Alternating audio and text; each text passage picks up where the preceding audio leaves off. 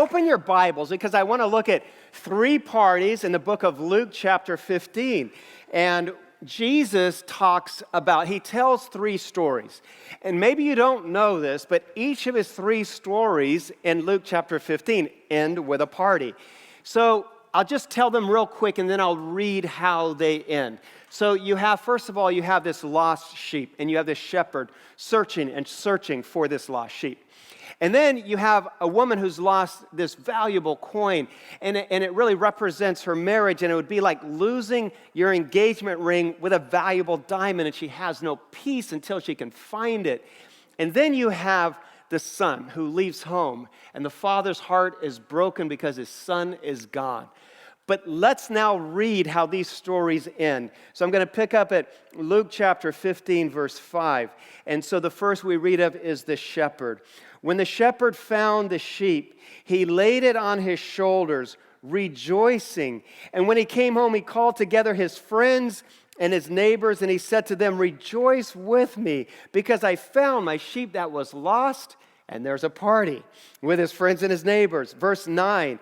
When the woman, found the coin, she calls together her friends and neighbors, saying, "Rejoice with me. I have found the coin that was lost." And there's a party.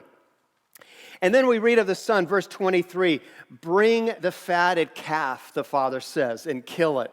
Let's have a feast and celebrate, because this son of mine was dead, and now he's alive. He was lost, and now he's found." And so they began to celebrate, and there was a party. And so we read in the Bible of this emotional, affective component of our spirituality.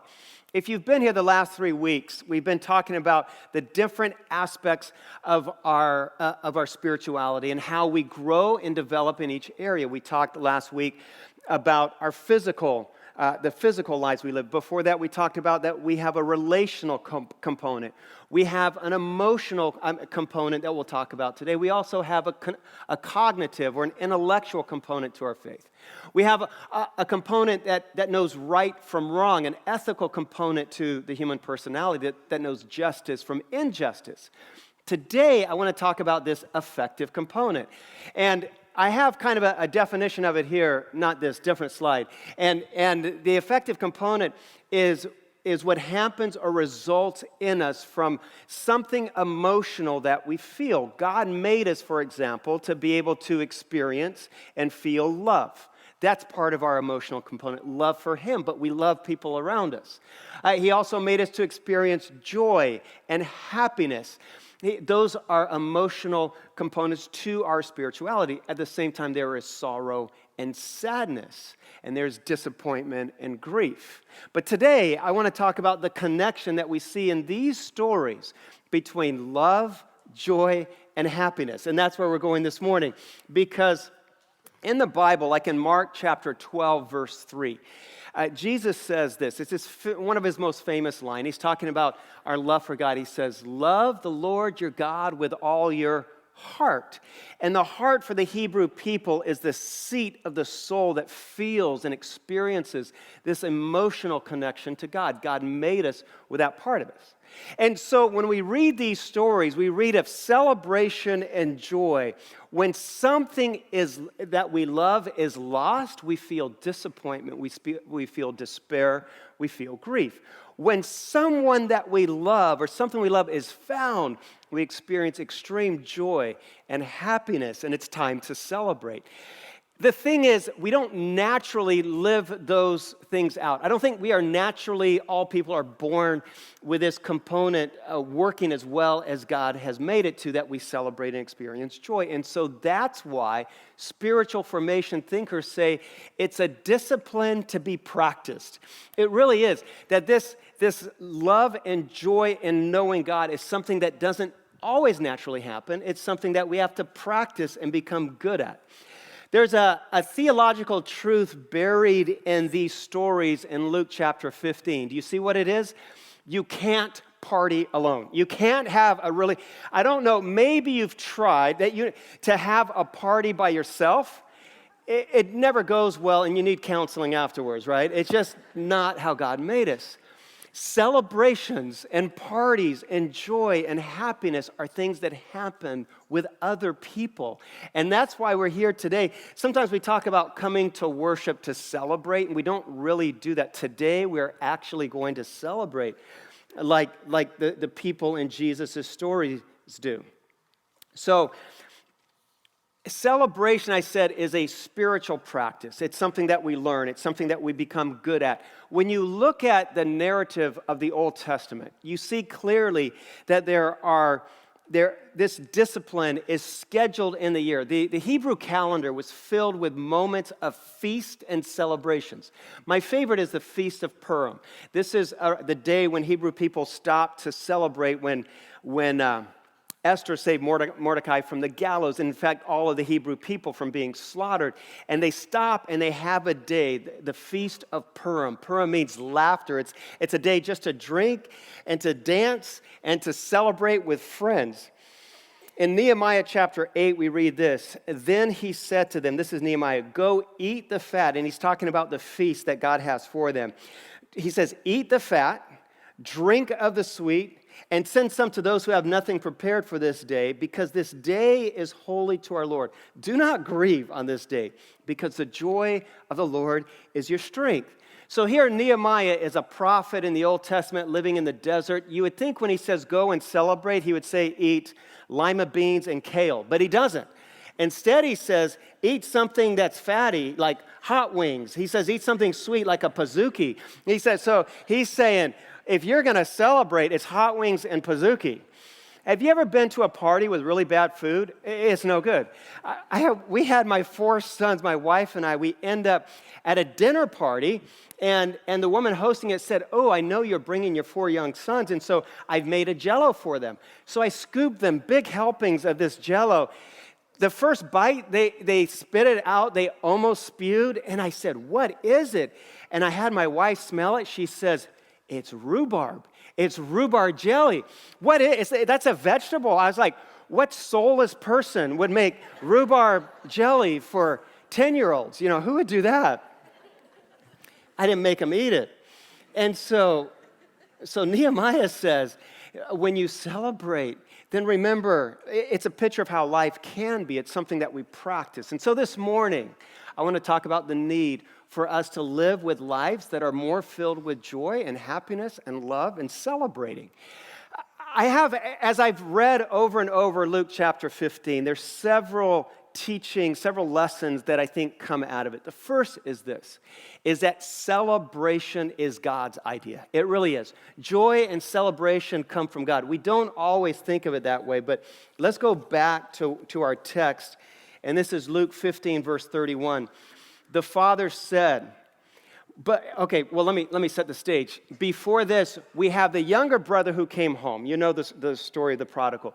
The older brother is out in the field, we read. He's still in the field, and he hears the party. So this is no small party. He heard the music and dancing, and now he's going, who's the party for? The workers say, it's for your brother. Now, he's unhappy. He's mad because the party's not for him.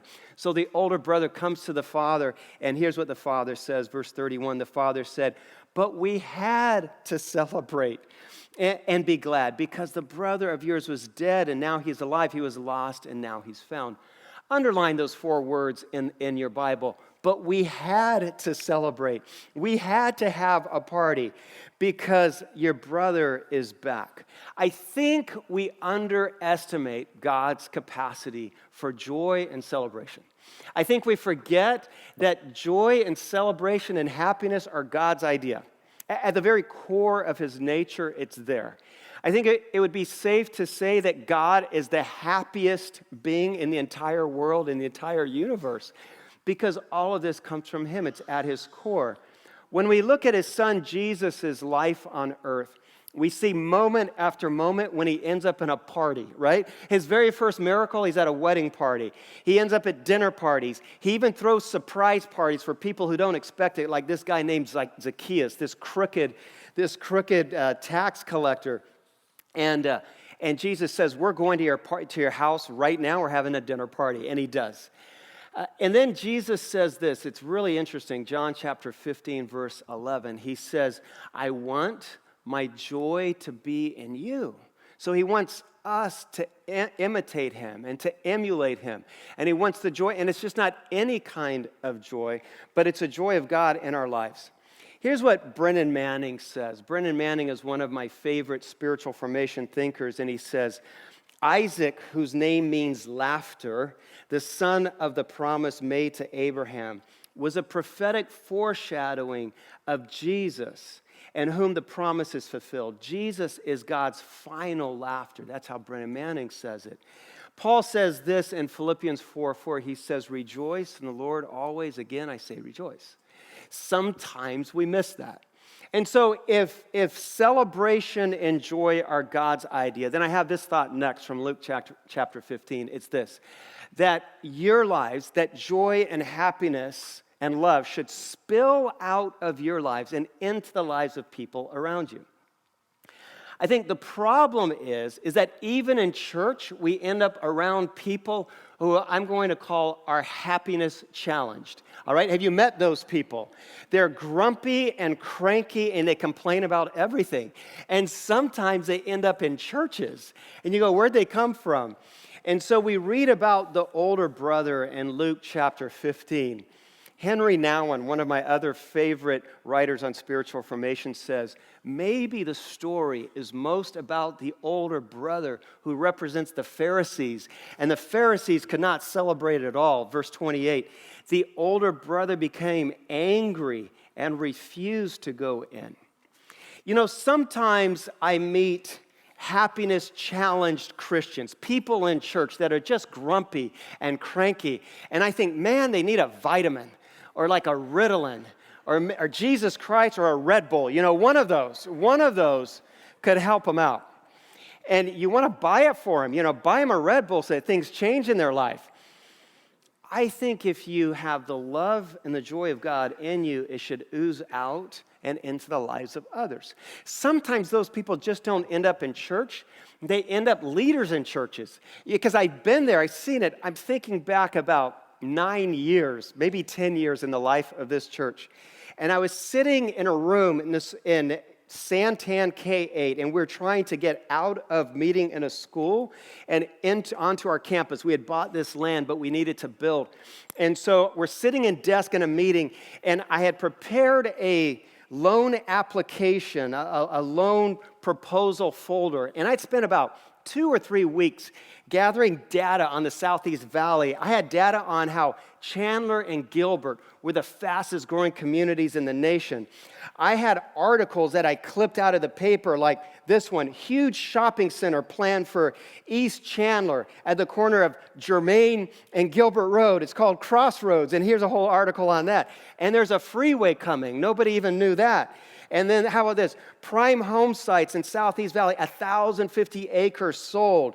Gilbert boom, #1 in the nation. And I put all these statistics. I showed how our church, I had graphs showing how our church had grown from 100 people to 200 people. And I thought, this was impressive, right? And I had statistics on our income and our giving.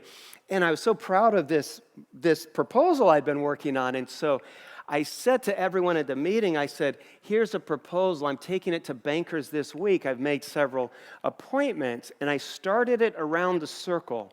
The second gentleman that it came to, he took it in his hands, and then he threw it across the floor, and it skidded on the tile floor. I remember seeing it fly under a desk. I was like, so I said, what in the world? What are you doing? And he said, that's what the bankers are going to do with your proposal. Who says that? You know, what's wrong with people? And so I just, kind of picked up my binder and passed it on around the room. Can I say this? Maybe you have those kinds of people in your life. Can I say maybe you don't need so much of their advice anymore? Can I say that? Can I say maybe you don't need them speaking into your career and your future and your family or even your spirituality? Because those kinds of people don't understand that joy and happiness and love are God's idea, and it's meant to spill out of our lives. Can I tell you what David the psalmist says? He says, Solomon, Proverbs 15:13. Solomon says, smiling faces make us happy. How do you like that? Do you have a friend who they're smiling all the time? Maybe you work with them, and you want to work with them on every assignment because they make it fun and exciting. They say, hey, let's go get hot wings right now in the middle of the workday, things like that. And maybe it's a neighbor, and every time you hang out with them, like it's just a party, just hanging out at their house. Find more friends like that. So I made appointments. I dropped this loan proposal folder off with different bankers, and I went back and sat down with one gentleman. His name was Brian. Siegel, and Siegel. And I'm sitting down with Brian Siegel, and he comes in the room, and he has this folder in his hands, and he's holding it like it's something very important. And he said, Palmer, I've been reviewing your proposal. And he said, after reviewing it, I really feel like our bank should give you a loan. And I was like, yeah, you bet. And then he says, as he's thumbing through it, he says, by the way, who prepared this for you? And I said, who prepared it? I said, I put it together. We can hire anybody. He goes, really? He said, this is the finest loan proposal I've ever seen. I said, really? He said, yes. He said, if you ever leave the pastor business, you should go into the loan proposal business. I swear. And I'm like, I want him to be my best friend now, because we need people who see the best in us and who bring that out and aren't just cranky and grumpy and see the worst in every situation. And that really should be you. Do you know that I said earlier that the discipline of celebration is something that needs to be practiced? Because we can find ourselves on the wrong side of every conversation and every event. One of my suggestions to you is to make what I'll call a happiness appointment with someone. Spend more time with people in your life who will encourage you and who will praise the good things in your life and who will lead you toward the joy of God in your life. You know what researchers have found recently? They have found that happiness is contagious, that if someone is happy, their friends are happier. Researchers have found this first, that people who are happy, when they are with other people, they are more happy with other people than alone. It seems like we would already know that you can't be so happy on your own. Even introverts are happier when they're with other people around them. But there's a researcher or a psychologist at the University of San Diego, and his name is James Fowler, different James Fowler than the spiritual formation James Fowler. And over the last 20 years, James Fowler has studied 5,000 participants, and he's collected data on their levels of happiness, and he says he's found this, that if you are a joyful person, it is contagious 3 degrees to your friends. So your friends are more happy, your friends' friends are more happy, and your friends' friends also catch on to that. I just want to say that's how God meant for his people to live and how he meant to spread it. And so spend more time with those kinds of people. If you struggle with joylessness, if you struggle with being unhappy and frustrated chronically that way, then give yourself to this discipline of learning to more joy and more celebration in your own life. There's one last thought that I want to share with you this morning, and it's this, that there is a party in heaven for you, just like the one we read about in Luke chapter 15. Do you know what we read in Luke chapter 15? It starts like this. It starts with these words. Tax collectors, listen, and other notorious sinners came to listen to Jesus teach. So can you see the dinner party he's at? There's notorious sinners sitting around him. And then people started to grumble that he was spending time with them. And then we read this. This is down in verse 10. This is from the Message Bible. Count on it. That's the kind of party God's angels throw every time one lost soul returns to God. Count on it. That's the kind of party. So Jesus is looking at these notorious sinners around him, and he's saying to the Pharisees who are saying, why are you having dinner with them? He's saying, in heaven, the parties are for them. The parties are for them. And when you read this, that's the kind of party God's angels throw every time one lost soul turns to God. can I say this? That party is for you. This story is about you. Isn't it true? There's nothing like being at a party that's been thrown for you. And so we have these stories, these three stories in Luke chapter 15. And maybe the story is about you. Maybe you have been the lost sheep, and the shepherd has been chasing you and looking for you for years. And today is your day to come back to him. Maybe you are the treasured coin, and you didn't know that you were treasured by God, but today I want to remind you, you are treasured by God. The party is for you. Or maybe you are the lost son, or we could say the lost daughter, and you've wandered far from the Father in heaven. But now it's your day to come back to him. And the party today is for you. I want you to know that. And here's the thing. We planned these baptisms a month ago, and my staff had been saying, well, Palmer, why don't we publicize these? Let's put it in the bulletin. Let's announce it so people can plan ahead. And I said, what fun is that? Because the best parties are surprise parties, right? And so maybe, I know when you got out of bed this morning, you got dressed for church, you were not planning to have a party at your baptism, but now it's a surprise party for you. And I simply say all of that and share all of this from Luke chapter 15 to say, if you have never given your life to Jesus Christ, today is the day to do that. If you've been that wandering son or daughter, today is the day to come home. If you have never been baptized in front of friends and family, then today you're among the best kind of friends because we're ready to party with you. And today is your day to be baptized.